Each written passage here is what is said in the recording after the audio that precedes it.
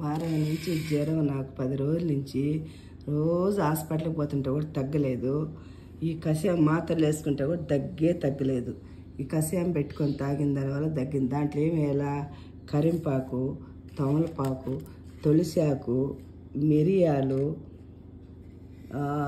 మన బిర్యానీలో వేస్తామే ఆకు, అది లవంగాలు, ఇవి దాల్చిన చెక్క, జీలకర్ర ఇవన్నీ వేసుకొని ఇవన్నీ వేసుకొని దంచి బాగా 2 గ్లాసులు నీళ్ళు పోసుకో. 2 గ్లాసులు నీళ్ళు పోసి 1 గ్లాసు వచ్చే వరకు బాగా ఉడకబెట్టి బాగా మగ్గినాక ఈ తేనె వేసుకొని తాగితే మాత్రలు కూడా అవసరం లేదు. అంత బాగా తగ్గుతూ ఉంది, చాలా బాగా తగ్గుతూ ఉంది. మాత్రల కన్నా కడుపులో మంట వస్తూ ఉంది. ఇది పెట్టుకొని తాగితే 2 పూట్లుగా మళ్ళీ వేడి చేసుకొని తాగొచ్చు.